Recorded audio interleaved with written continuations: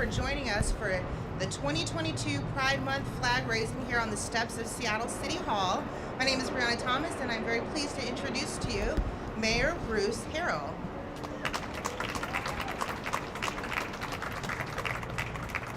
Thank you, Brianna, for that long and elaborate and heartfelt introduction. I'm very excited to be here, recognizing that the LGBTQ plus community has always been, perhaps more visible in recent decades, but has always been a vital and integral part of this great Seattle community, leading the country on the issues of equality and inclusion, from discrimination and from bigotry. The institution of Pride Week began in 1973, the year I was born. Well, okay, I'm fibbing on that one. But it was born, the week was born in 1973, the first Pride Parade in 1977. The issues facing this particular community, the AIDS crisis of the 1980s, gave birth to outstanding organizations such as POCAN, the People of Color Against the AIDS Network, which now serves the BIPOC community on a variety of public health issues. Organizations like POCAN standing up for our youth and against inhumane practices such as conversion therapy in 2016. Now's where I riff, because when we talk about pride, it's not a selfish pride. It's a pride in who we are as a community. Who we are. We are capable of loving and being loved. We are worthy. We are proud. Now, I've had the fortune of coming in with several mayors in different cities in this country. The mayor of Cincinnati, Aftab Purevel, he took office the same day I did, and his team gets to go to the Super Bowl. They lost, but Cincinnati went to the Super Bowl. Michelle Wu, the mayor of Boston, she gets elected, and her team goes to the NBA. Of course, they're facing Golden State. That might be a different story. But I told them I have the best hand out of all these new mayors. And why? Because of this. That the LGBTQ plus community demonstrates the best in ourselves. Love, compassion, determination, courage, strength. All of those attributes that makes a city great. I have the best hand. It will even be better when we do get an NBA basketball team, by the way. That's a joke. But I have the best hand, and so I'm very, very proud to stand with my community today. And the best thing I could do is keep evangelizing the love from and to this community. That's the best thing I could do, and I'm humbled to be the mayor of such a great community. And having said that, and I know Monisha Harrell was cringing when I started to riff. Did I make it through, niece? Oh, right. She's a tough one. I'm really happy to, again, introduce a member of the City Council, Councilmember Tammy Morales from District 2. Again, another champion and leader for human and social rights, fighting for her community, fighting for underrepresented groups. I present to you Councilmember Tammy Morales. Very much, Mayor Harrell. Good morning, everyone. I want to thank you all for joining us as we commemorate the first day of Pride Month with the annual flag raising here at City Hall. It's important to note that Pride didn't start out as waving rainbow flags and parades. Pride was and is a display of resistance. Pride Month commemorates the Stonewall riots in New York City, a series of demonstrations led by Black and brown trans women in 1969. This catalyzed the LGBTQ movement, a struggle that is unfortunately ongoing today. And I say that because we are at a crisis point. With the recent leak about the Supreme Court's abortion ruling, it's clear that the right to privacy is at stake.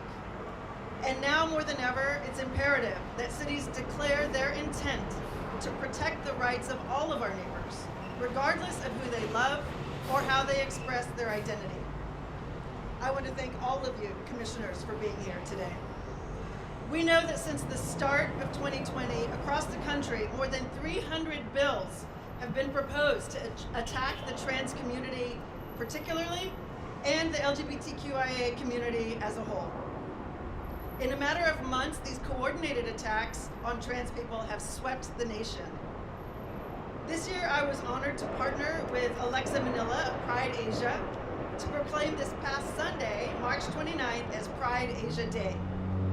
Pride Asia elevates the importance of the LGBTQIA community, of equity, of harm reduction, of public health, as well as the importance of serving our immigrant and refugee neighbors. So today, it is important that we celebrate the progress that has been made. It is also important that we commit to remaining vigilant in our fight to eradicate discrimination, to ensure justice, and to ensure legal protection for all of the LGBTQIA community. Thank you all so much for being here. And now, I am going to introduce Andrew Ashiofu, who is the co-chair, I believe, of the LGBTQIA Commission.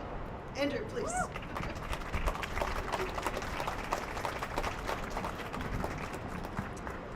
It's such an honor to be here. Thank you, Mayor, Council Member. Especially, I remember being gay in Nigeria, and I was told that I would never achieve anything, I would never summon to anything, that my life was useless. And today I have the pleasure of reading the proclamation for Seattle Pride Month. Whereas Seattle is home to some of the nation's most active individuals and organizations working to ensure the full and equal recognition and protection of the fundamental rights and liberties of transgender, lesbian, bisexual, gay, two-spirit, other queer individuals and their families. And whereas the LGBTQ communities in Seattle are an integral and vibrant part of the academic, economic, artistic, and social spheres of Seattle. And whereas the month of June was designated Pride Month to commemorate the Stonewall Riots, a series of demonstrations led by Black and brown trans women, occurring in June 1969 and generally recognized as the catalyst of the LGBTQ civil rights movement. And whereas over 45 years ago, Seattle held its first lesbian, gay, bisexual, transgender, and queer celebration, an iconic event vital in our unified efforts to forge a more open and just society. And whereas each June, Seattle encourages its residents to celebrate the progress within our culture toward justice, equality, and full recognition for LGBTQ persons, and join us in the fight to eradicate prejudice and discrimination everywhere. Therefore, the Mayor and the Seattle City Council do hereby proclaim June 2022 to be LGBTQ Pride Month. The fight to eradicate prejudice and discrimination everywhere is one that the Seattle LGBT Commission is working hard on. We invite the Mayor's Office and the City Council to partner with us to increase our community's access to high quality medical care, housing, and safe communities. Data shows the members of the LGBT plus community are disproportionately impacted by poor mental and physical health care. For example, according to the 2015 US Transgender Survey, trans people are 9 times more likely to have attempted suicide than the general population. our community and community partners, we call on them to increase funding for mental health services, housing, food, and queer community groups, and to develop plans to increase the community's competence among the city's healthcare providers. Lastly, the Commission appreciates the city's increasing investment in shelters and affordable housing. Homelessness is an issue close to our hearts due to its disproportionate effect on queer people, including queer youths. The issues impacting the LGBTQIA+ community are expansive and multifaceted, and making progress would require coordinated effort between city officials, community leaders, and the Commission. We invite the Mayor once more and the City Council to continue this conversation with us and create meaningful changes to our community. Thank you so much, and I call on Jaelynn Scott from the Lavender Project.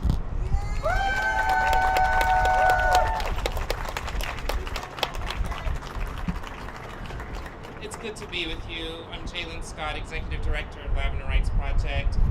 In this moment, in this month, I live the Black trans ancestors who got us here. Many have spoken about them. The mothers of pride, parents of pride, fathers of pride, instigators of Stonewall, Compton Cafeteria, and other movements across this country. I honor all of our LGBTQ, Two-Spirit, and gender diverse ancestors who were a steady hand of resistance that brought us our first wave, just the first wave of queer and trans liberation in this country. Together, let's remember them this month and be inspired by their stories, but let's also remember that we still have a long way to go.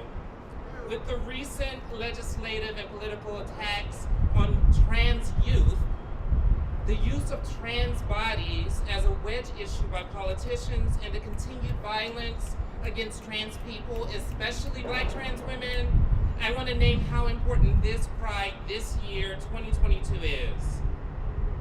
These attacks are coming for our youth, especially for Black trans girls and women, but they will not stop here. Let's not get it twisted. These attacks are attacks on all of our bodily autonomy. These attacks are intended as strategic disruptions to both LGBTQ and gender justice rights.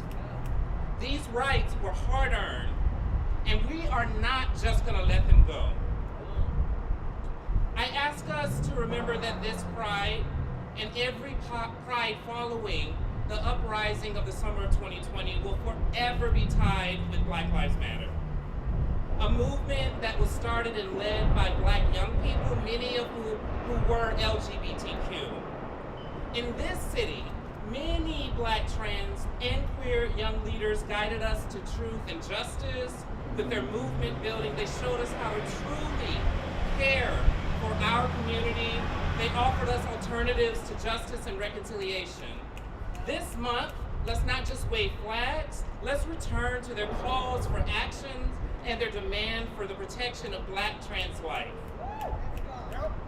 The leaders of the 2020 uprising reminded us that pride is synonymous with Black liberation.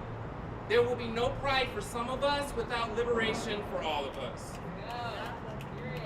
Don't get it twisted though. This month we are going to celebrate the magic and beauty of queerness, transness, intersexness, two-spiritness, Blackness, and we're going to show the world. But like Black folks and my ancestors and grandparents and great-grandparents have always done, we will fight on one hand and celebrate on the other. We know how to hold joy and resistance together. We will find joy in the larger-than-life stories of our ancestors, Sylvia Rivera, Marsha P. Johnson, Miss Major, Stormy DeLavery, and so many others.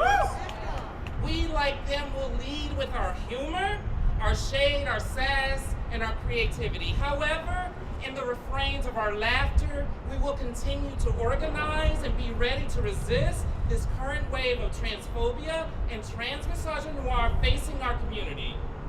We will remember this month who got us here in the first place, and we will continue to lift Black, trans, and non-binary leadership. We will celebrate them this month. We will dance hard. We will play harder, but we will remind the world that Black trans lives matter. Trans lives matter. We will tell the world we aren't going anywhere. We will tell those hostile to our community to keep your hands off of our trans and non-binary youth. Let's celebrate today in the spirit of Mother Marsha, but let's resist also while we celebrate. Thank you.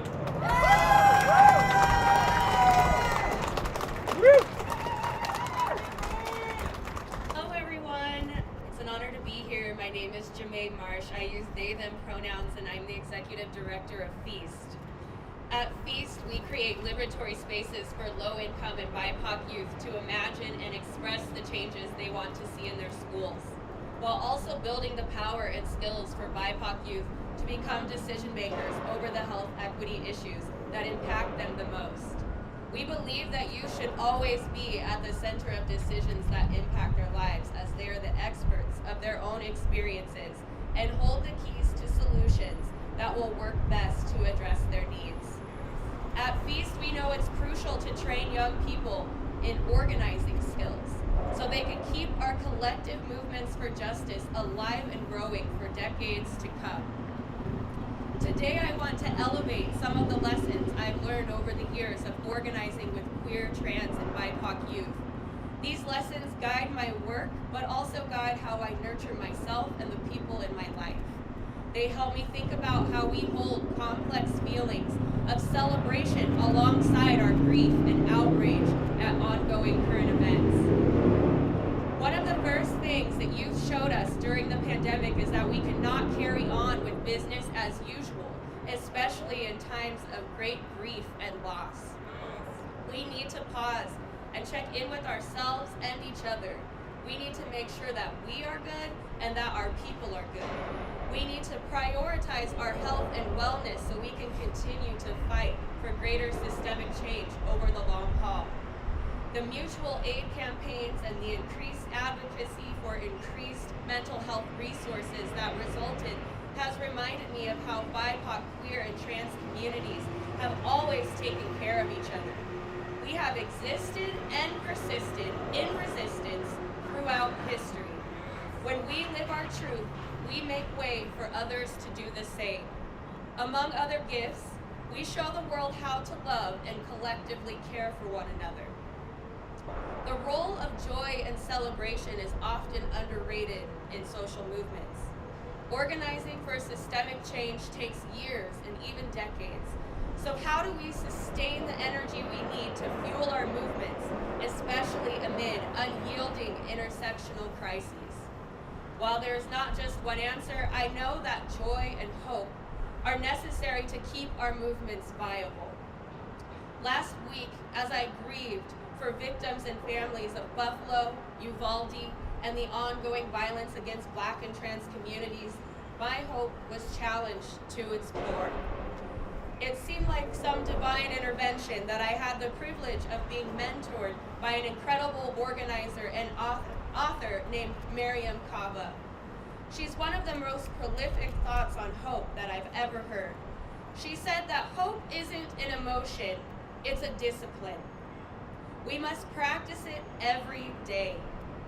In FEAST organizing trainings, we talk about hope as a muscle. And like any muscle, hope must be exercised. While discussing how to cope with friends, I wasn't sure what I had to offer because I was deep in my own grief. But as we touched on the thought of losing hope, my muscle memory kicked in.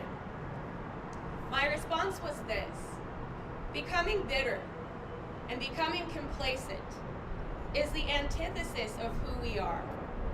Be yourself, feel your feelings, but most importantly, don't let anyone or anything stop you from expressing the love and optimism in your heart. Your love is a gift. And as many years as we and our ancestors have gone through hell, we are still here. Keeping hope alive is not just who we are, it's what we do. Another lesson I've learned from youth is about centering radical joy. We find affirmation, connection, and joy in spaces that were not historically created for us, and this is a monumental act. especially on this holiday of Pride that is at times complex and sometimes co-opted. The ways we care for our community and envision a better future are the truth. Our history and our truth cannot be taken from us. So allow yourself to be present, enjoy today, and celebrate Pride Month. I hope you find moments of joy all year long. And as you fill your hearts with happiness, share it with the others in your reach. We need these moments of joy, these moments to remember the beauty, brilliance, and sacrifices of our ancestors, the world they made possible, the world we protect and push to be more just. We are our ancestors' wildest dreams and the truest embodiment of resilience. May the positivity we generate fuel our ongoing fight for justice in the years to come. Thank you.